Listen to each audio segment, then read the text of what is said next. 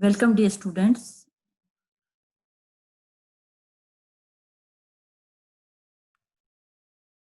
Welcome, dear students. Myself, Dr. Savita Chahar, Associate Professor, Department of Botany, Government Meera Girls College, Udaipur.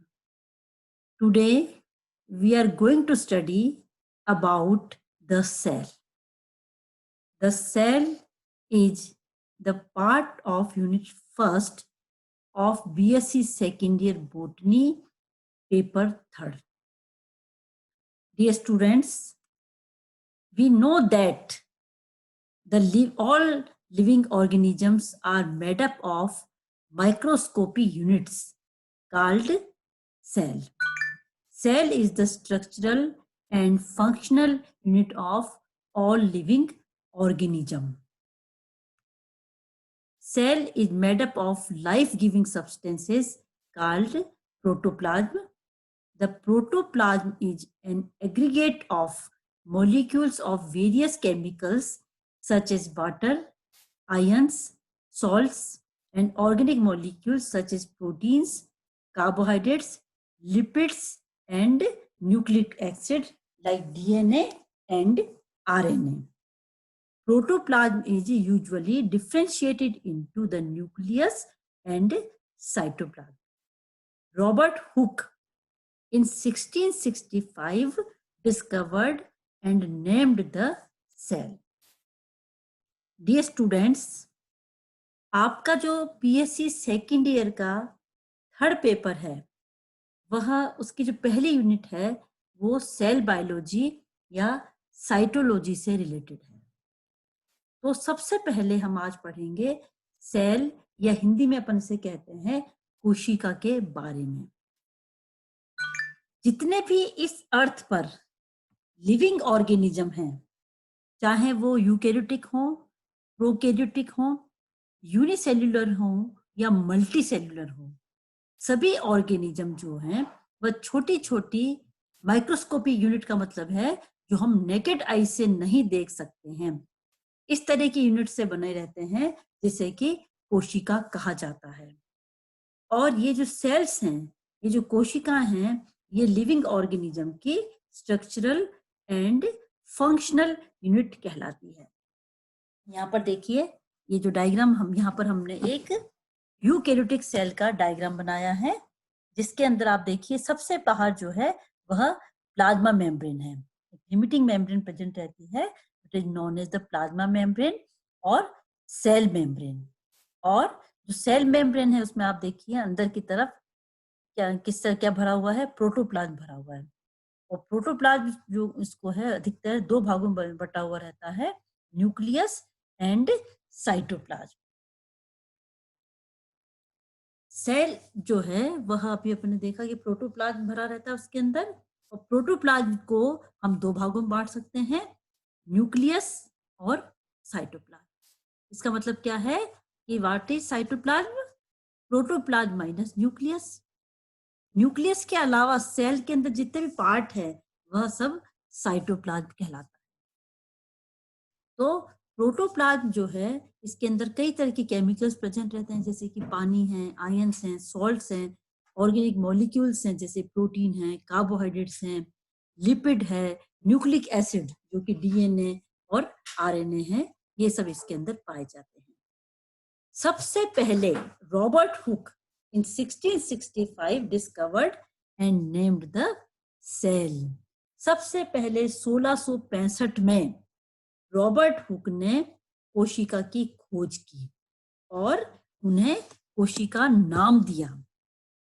देखिए, Robert Hooke ने एक जो बिल्कुल simple तरह का माइक्रोस्कोप था, उसके अंदर पौधे का कौन सा हिस्सा देखा? जो कॉर्क होता है, कॉर्क जो है वह कैसे का इसमें पाया जाता है, प्लांट सेल के में पाया जाता है। और ये कॉर्क क्या है? एक्चुअली डेड सेल्स हैं, ये लिविंग सेल्स नहीं है। प्लांट कॉर्क जो पढ़ा होगा आप लोगों ने एनाटॉमी में, आपके है सेल पेपर जो आपका सेकंड है उसके अंदर। तो ये जो डेड सेल है इसने उसमें देखा, तो सेल का मतलब होता है छोटे छोटे जैसे डिब्बे या छोटे छोटे कमरे नुमा आकृति। तो उनके मुंह से निकला कि अरे ये तो सेल जैसे हैं, तो इन्होंने इनका नाम सेल रखा और इसकी सबसे पहले खोज की। लेकिन लिविंग और जो सेल थी उसको सबसे पहले माइक्रोस्कोप के अंदर एंटोनी वॉन ल्यूवेनहॉक ने देखा था। तो जो रॉबर्ट हुक ने जो सेल देखी थी वह कैसी थी? Non living sorry dead cells थी। All kinds of true cells have the following three basic characteristics. They contain nuclear material, DNA and RNA. They contain a limiting membrane and they contain a metabolic machinery. देखिए true sales या वास्तविक कोशिका हम किसे कहेंगे? True sales या वास्तविक कोशिका उस कोशिका को कहेंगे जिसमें ये तीन इंपॉर्टेंट कैरेक्टर्स मौजूद होंगे। सबसे पहला क्या है कि उस कोशिका के अंदर जो न्यूक्लियर मटेरियल है या जो जेनेटिक मटेरियल है, डीएनए एंड आरएनए होना चाहिए। Then second important character is it contains a limiting membrane. कोशिका के चारों तरफ एक मेम्ब्रेन होना आवश्यक है। They contain a its own metabolic machinery. उसकी खुद की मेटाबॉलिक मशीनरी अगर उसके अंदर है तभी हम उसे सेल कहेंगे। जैसे आप इस सेल की तुलना वायरस से करिए। देखिए जैसे हमेशा हमारे सामने एक क्वेश्चन हम ये बात करते हैं कि जो वायरस है वह उसे हम कोशिका नहीं कहते।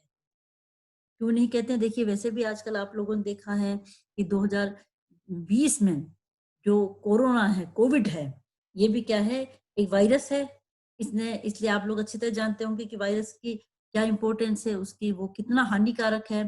तो जबकि ये क्या है? एक ट्रू सेल्स नहीं है। क्यों नहीं है? क्योंकि देखिए इसके अंदर जेनेटिक मटेरियल तो प्रेजेंट है, लेकिन डीएनए और आरएनए दोनों ना होकर के कोई एक होगा, या तो डीएनए होगा या आरएनए होगा। लेकिन इसके चारों तरफ लिमिटिंग मेम्ब्रेन नहीं पाई जाती है।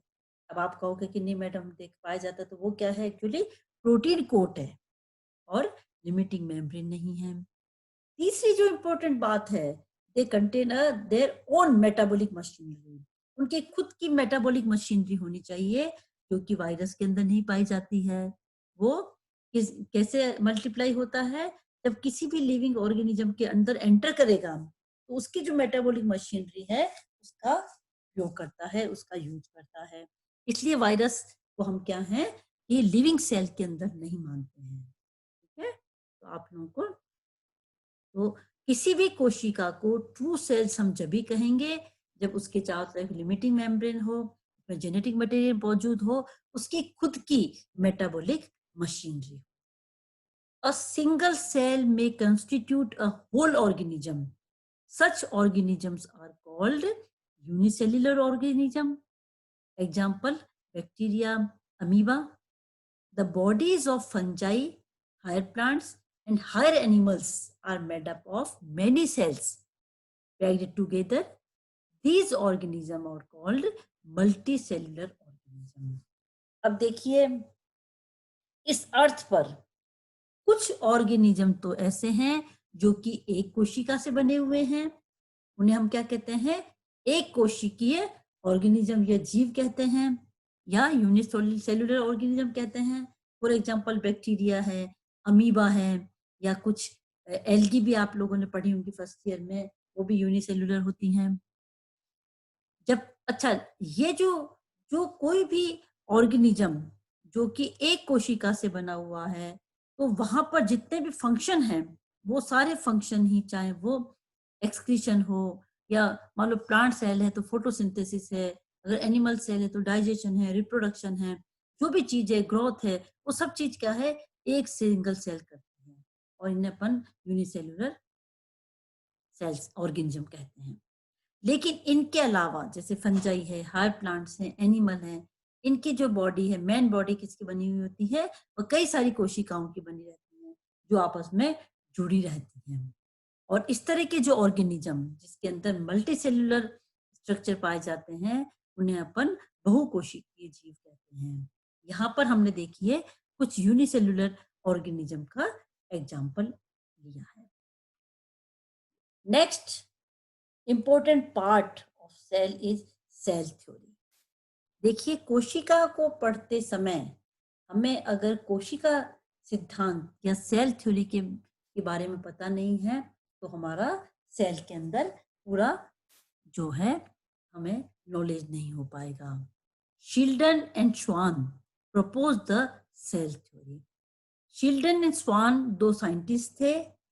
एक ने प्लांट सेल के अंदर एक्सपेरिमेंट किए और एक ने एनिमल सेल के अंदर, और दोनों के जो लगभग रिजल्ट थे वो मिला करके सेल थ्योरी कहलाती है।